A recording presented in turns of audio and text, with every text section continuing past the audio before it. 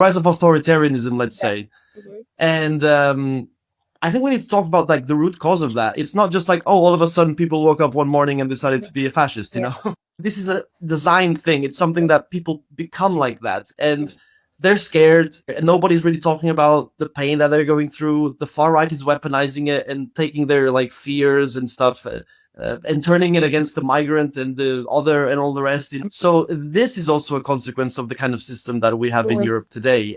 So it's not just about culture wars. It's not just about sort of identity. There's a class analysis and a class perspective there that needs to be part of the way that we look into these things. And I think the left in Europe, or progressives as they call themselves, do that. They're like, oh, let's talk about just pronouns or statues, and it's like, okay, we should talk about that. Yeah. But in itself, it's not enough. It needs to be part of a broader critique, because we can't afford to live in a world where the rich keep getting richer and the poor keep getting poorer. So just to finalize on this, I mean, Europe, if it's going to be a democracy, it needs to stop.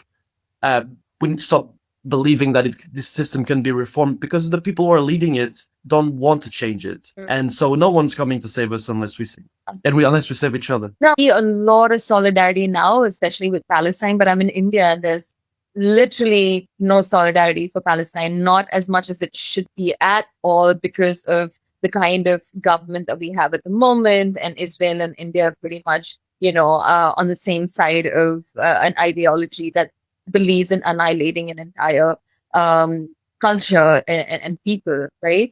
And so, I mean, what I'm trying to get to is, how do you, there was the left and progressive frameworks, I'm thinking also of the Bandung conference, and, that sort of like took place, and it was a recent anniversary for it as well, like a couple of weeks ago. And it really saw a lot of nations that didn't have what Malcolm X called like the white man involved.